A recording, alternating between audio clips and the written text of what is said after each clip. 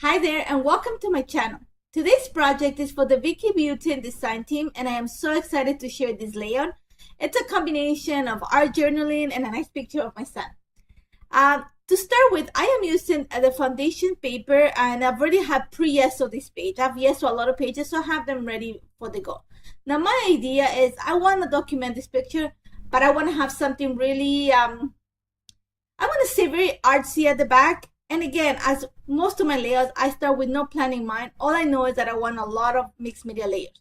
So to start with, I'm starting with some stamping to the back of the, I'm going to say my first layer is going to be stamping. And I'm using archival ink. And this archival ink is called Watering Can. It's like a dark gray. And all I'm doing is creating a vertical line using the cross stamps or the dashes that come in the Escape set, which is the one with the butterflies, the one that was released with the Field Notes collection. After that, I am switching to this little set of circles that comes in the same set, by the way. But I'm changing onto black archival ink. And as you can see, I am not pressing hard. I'm making sure that some of the circles are not completely stamped. Because again, I'm trying to create dimension through stamping. I think it does come out at the end. Now, you're going to see that I'm also going to bring a little bit of the All the Good Things stamp set. And this is actually the rotary stamp. And all I did is use the little circle, set of circles that come in a line just to add the idea of the vertical line that I'm creating. And as you're going to see right now, I am hoping to create a rhomboid. Mostly it looks like an amoeba. That's the way I called it. But I love it because I know that I'm going to have just a picture in the center and it's going to extend on the vertical line and a little bit on the horizontal. Now, I set it aside to dry for a little bit. Make sure the archival ink is completely dry. And now what I'm going to do is start working with adding my next layer of mixed media. And like I mentioned before, I was inspired, not really inspired, but I knew I wanted to document the picture of my son. And in that picture, you're going to see it in a bit. He's wearing a gray suit, but he's wearing blue socks with the yellow letters. So I'm going to actually pull those colors to create the background for this particular layer. So the first thing I did is I'm using the two shades of yellow art crayon. And I'm just scribbled this on a piece of acrylic, and this acrylic comes from the cover of the foundation paper. Once it was done, I just cut it up and I'm gonna use it just to, it helps me like, you know, create the watercolors and also when I'm using my stencil brush. So all I did is scribble the yellow tones on the acrylic sheet, add a little bit of water, and then I'm using, you're gonna see that I use the packaging technique. And I'm just gathering little pieces or little bits of the watercolor as I go along, because like I said, I'm gonna try at best not to go outside of the area where I put my stamping. And you're going to see that I'm actually even covering the rest of the page because I want to try to keep it as white as I can. I don't know, like I said, there's days that I'm inspired to create things and all I wanted something with a lot of details in a very concentrated area or confined area and then have the rest of the space white. And it actually works really well. So I put a piece of paper towel and it's going to soak a bit of all the splattering that I do. And that's one of the reasons why I'm using also the packaging technique, because it helps me control where I'm putting the mixed media. And you're going to see that I don't use a lot. I pick up little bits of color and then I just move the packaging around to where I want it. Or what I do is just add a little bit of drops of color and then just move the packaging. Just so, like I said, I am going to go cover just the area where it's stamped. And you're going to see that once in a while I bring the picture just to make sure that I'm covering the background enough to show behind the picture, but no more than that. And I love it. You're gonna see, what you're not gonna see actually is that once I put this layer of yellow paint, I put it aside to dry for a little bit, and then I went ahead with a second coat of the yellow art crayon just to give it more depth of color. Once that was said, my idea is I have to bring some of the blue. Again, there's circles on the background, so I'm gonna take advantage of some of the circles. And this set is the scribble stencil set that comes in the All the Good Things collection. As you saw right now, I show you my two little brushes, and I actually cut one of the brushes around a half an inch, and it just gives me sturdier bristles when I want to create this type of stenciling. And I love working with the small brush because it gives me more control of a smaller area. So all you see is I'm using those two shades of blue art crayon and the stencil brush just to create those little circles on top of the little area of watercolor that I created on the background. And I am very, very careful, once again, not to go outside of the area. And you see, I'm going to bring the picture, make sure that I'm covering that what I'm adding, the stencil circles are going to show behind the picture, but I don't want it to be outside of the area. And you're going to see that I'm not going to follow the stencil as it's set. I am going to move it around just to create a different shape. At best, I'm trying to, some of the circles or the arches of the circles show but behind the picture, but not go outside of the area. And this is also gonna help me define the area where all the background is gonna be. And you're gonna see in a little bit, again, if you don't know how to use the stencil brush, all you have to do is scribble the art crayons onto your mat or a piece of acrylic sheet like I'm using right now. Pick up the color with the stencil brush and then just use it on a circular motion on top of your stencil to get that inky look on your page. One of the easiest and best ways to add mixed media to a background without having all that mess. And you're going to see that I go ahead and I'm going to move it. I'm going to try to add just the small circles at the edges. In this case, like I said, think of it as rhomboid, something that's an elongated shape from top to bottom in this case. And that's pretty much it. You're going to see that, like I mentioned before, I make sure that all that shows is just a little bit behind the picture. Now again, like I mentioned before, I'm thinking, you know what, journal page, let's add another layer of mixed media. And this time I'm using the gray and the black art crayons, again, with a small stenciling brush, but I'm going to use the script stencil.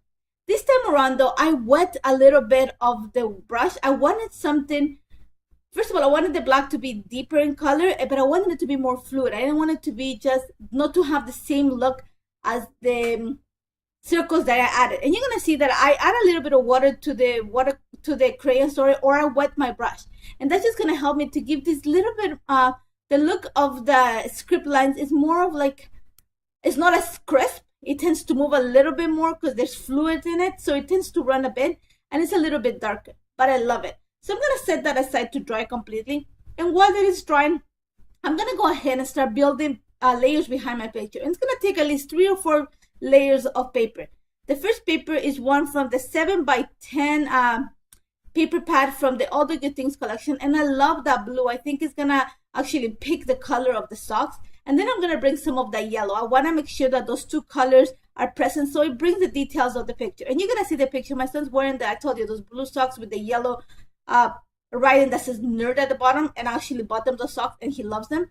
They have holes in them now, but don't tell anybody. But like I said, I added a few layers of paper. Now I'm going to start building like the layout completely, kind of embellishing. And the first thing I did is I reached for this. This is part of the ephemera pack, the one that has the frames and this journaling spot. And I was really drawn to this circle frame on the set, just because I want to copy the circles that I have added all through the background. Once I split it in half, because I didn't have to only have one set. I split it in half and make sure that I put it on both sides of the picture.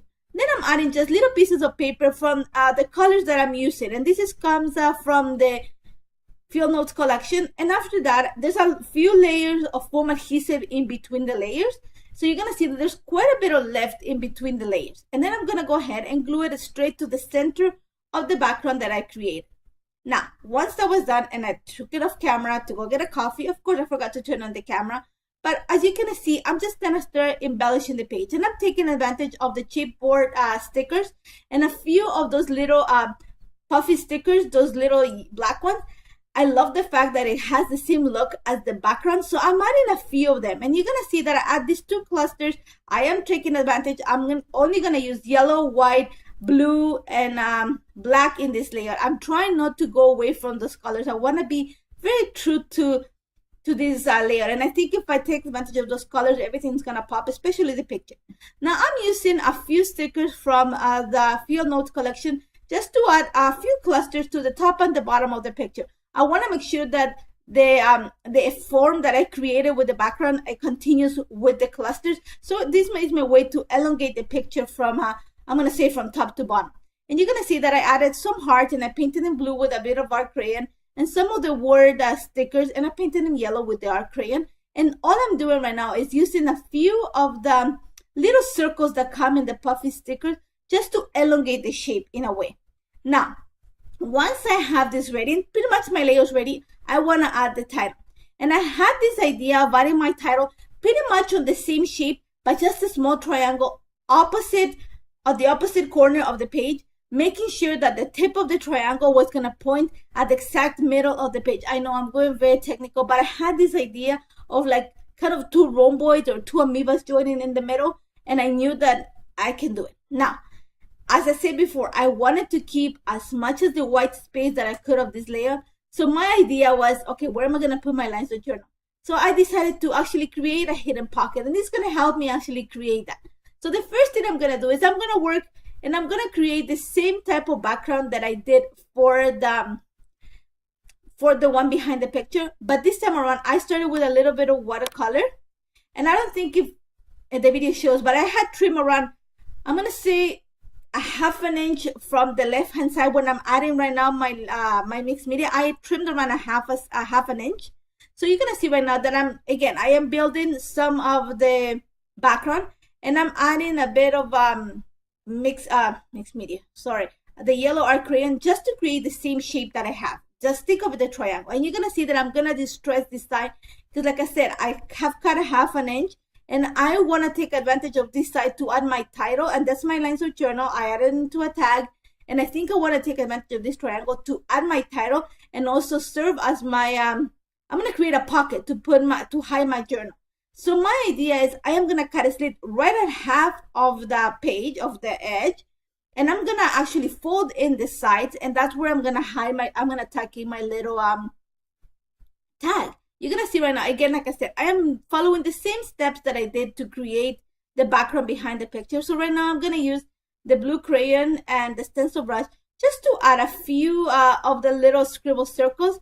Again, like I said, I'm just moving the stencil around because I just want a few of the shapes. I'm gonna make sure that I really use quite a bit of crayon because I don't want it to look green. I want it to look blue. So I'm applying quite a bit of crayon.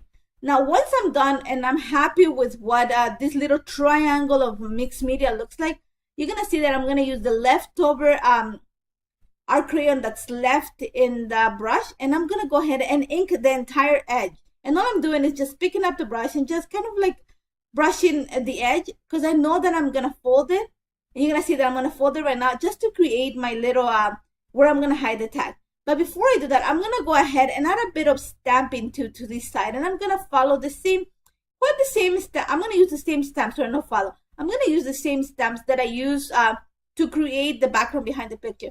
And this set is called Scape, and it's the one with the butterflies, and I'm using the little crosses and the little circles from this set.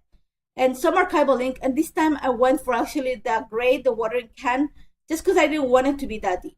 Now, once I have that done, it's time to actually build the pocket for my tag.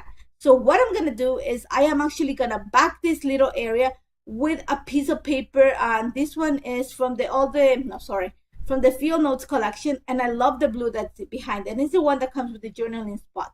So you're gonna see that I'm gonna put where the tag is gonna go, and I'm gonna actually add quite a bit of tape because I want to make sure that it holds to the area around it, making sure that I kind of create a pocket with it. So when I glue it, the space that has no glue in it is where the tag is gonna slide in and out. And that's pretty much it. I added actually a piece of ribbon. You don't see it here, a piece of string. Now, I'm gonna take advantage of those little folds to add my title. And I found this chipboard sticker that says, "Hey, hey, sunshine." And I thought that was a great idea because when my kids find their phones, there's no way you can, bring them out of it. So I was going, hey, hey, come back to life. So I had this idea and I added it. Unfortunately, the video actually ran short, and I just added another watercolor sticker and just added a few more details from the puffy stickers, and that's about it.